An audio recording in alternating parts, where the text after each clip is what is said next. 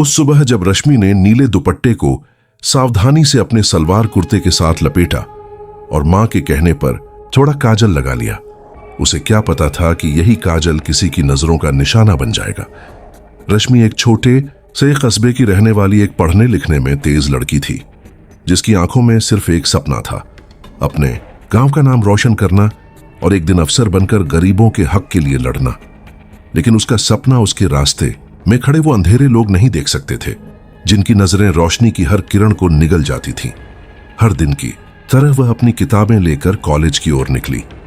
गांव के अंदर से निकलकर जब वह हाईवे की ओर जाती तो सड़क किनारे बैठे 4 लड़कों का झुंड, जिनके नाम गांव में ही बदनाम थे, टिंकू, जुम्मन, विकास और बिट्टू, हमेशा उसी पेड़ के नीचे बैठकर सिगरेट पीते और हर आती जाती लड़की पर फप्तियां कसते। अरे देखो, रश्मि आ गई, लगता है आज किसी को पटाने चली है। टिंकू की आवाज में वह जहरीली हंसी थी जो इंसान की आत्मा को काट सकती थी। रश्मि की चाल थोड़ी तेज हो गई, लेकिन उसकी आंखें नम थीं। कई दिन बीत गए, ये कमेंट्स अब बढ़ते जा रहे थे। क्या रश्मि इतनी सुंदर लड़की और अकेली कॉलेज जाती हो? चलो आज से हम तुम्हारी सुरक्षा करेंगे, विकास ने उस दिन जोर से कहा और बाकी सब ठहाके मारने लगे। रश्मि ने मां से बताया, लेकिन मां डर गई। बिटिया, तू पढ़ाई कर, लड़कों से उलझेगी तो बदनाम तू ही होगी। ये समाज लड़की को ही दोष देता है। पिता मजदूरी करने शहर जाते थे और महीने में एक बार आते थे।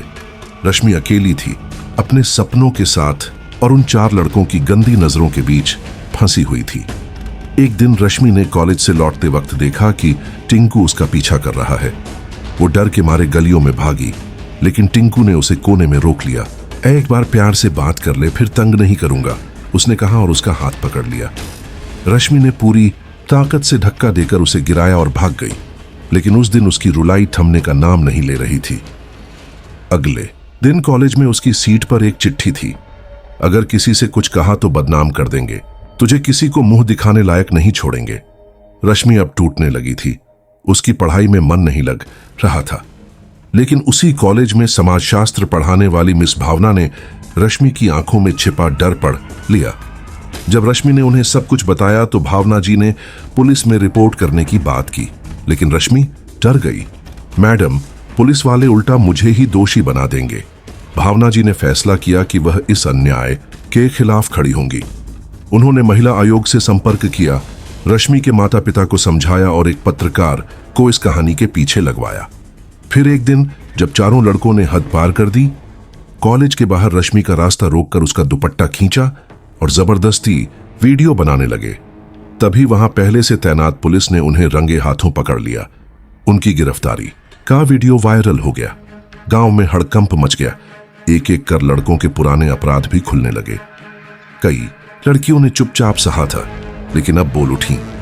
कोर्ट केस चला, मीडिया ने भी साथ दिया और पहली बार रश्मि की आवाज गूंज बनकर निकली। हमें चुप रहने को मत कहिए, अन्याय के खिलाफ बोलना जरूरी है। सालों की लड़ाई के बाद टिंकू, जुम्मन, विकास और बिट्टू को 7 साल की सजा हुई। जेल में जाने से पहले उनकी आंखों में वही डर था जो उन्होंने कभी मासूम लड़कियों की आंखों में डाला था। रश्मि आज भी उसी गांव में है, लेकिन अब वो अकेली नहीं है। वह एक एनजीओ चलाती है, छांव, जहां वो लड़कियों को उनके हक के लिए आवाज उठाना सिखाती है। उसका सपना अब सिर्फ खुद का नहीं रहा, वो हर उस लड़की की लड़ाई लड़ती है जिसे समाज की खामोशी ने चुप करा दिया था। रश्मि की जिंदगी अब पहले जैसी नहीं रही थी। केस जीत जाने के बाद गांव में 2 तरह की सोच ने जन्म लिया। कुछ लोग रश्मि को उसकी बहादुरी के लिए सलाम करने लगे, जबकि कुछ अभी भी यही कहते कि लड़की ने ही कुछ किया होगा तभी तो लड़के पीछे पड़े थे। लेकिन रश्मि अब बदल चुकी थी। वह अब डरती नहीं थी। उसके अंदर एक चिंगारी जल चुकी थी जो अब आग बन चुकी थी। उसने अपनी पढ़ाई पूरी की, लेकिन साथ ही साथ छांव एनजीओ के जरिए गांव-गांव जाकर लड़कियों को आत्मरक्षा की ट्रेनिंग दिलवाने लगी। उसने एक मोबाइल हेल्पलाइन शुरू करवाई जहां कोई भी लड़की रात दिन कभी भी फोन कर सकती थी और मदद मांग सकती थी। धीरे धीरे उसका नाम पूरे जिले में फैलने लगा। कई लड़कियां जो सालों से चुप थीं अब सामने आकर अपनी कहानी बताने लगीं। एक दिन एक चिट्ठी आई। पारो नाम की 13 साल की लड़की ने लिखा था, दीदी, मुझे स्कूल जाते समय बस अड्डे पर एक आदमी रोज घूरता है और अजीब अजीब इशारे करता है। माँ कहती है कि नजरअंदाज करो, लेकिन मैं बहुत डरती हूँ। क्या मैं भी आपकी तरह आवाज उठा सकती हूँ? रश्मि ने उस बच्ची से मिलने का फैसला किया। जब वह उसके गांव पहुंची तो देखा कि वहां सब उसे देखकर चौंक गए। सरपंच तक ने कहा, आप जैसे लोग गांव की लड़कियों को बिगाड़ते हैं।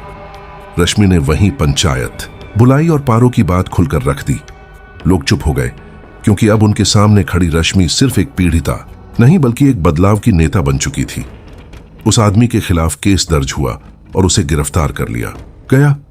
पारो अब हर दिन स्कूल जाती है और अपने गांव की छोटी रश्मि कहलाती है। पर बदलाव की राह में कांटे भी बहुत थे। रश्मि को धमकी भरे फोन आने लगे, अगर और लड़कियों को भड़काया तो तुझे मिटा देंगे। एक दिन उसकी एनजीओ के ऑफिस में आग लगाने की कोशिश हुई। रिपोर्ट दर्ज हुई, लेकिन पुलिस ने कहा कोई ठोस सबूत नहीं है। रश्मि टूटने लगी थी, लेकिन तब मिस भावना ने फिर उसकी हिम्मत बढ़ाई। याद रखो रश्मि, डर सिर्फ तब तक जिंदा है जब तक तुम चुप हो।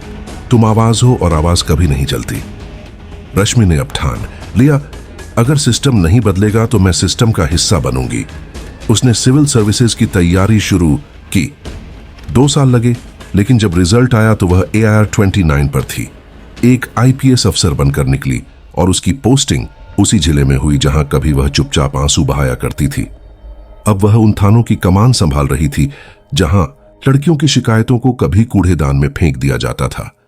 अब वहां रश्मि के आदेश चलते थे, लड़की का पक्ष पहले सुनो, इंसाफ बाद में नहीं, अभी दो। उन चारों लड़कों को जेल में जब खबर मिली कि रश्मि अब पुलिस अफसर बन गई है तो उन्होंने जेल में ही खुद को नुकसान पहुंचाने की कोशिश की। रश्मि ने उनसे मिलने का फैसला किया। जेल के उस काले कोने में जब वह उनकी आंखों में देख रही थी, टिंकू ने फूट फूट कर कहा, हमें माफ कर दो, हमें नहीं पता था कि तू इतना ऊंचा उड़ जाएगी।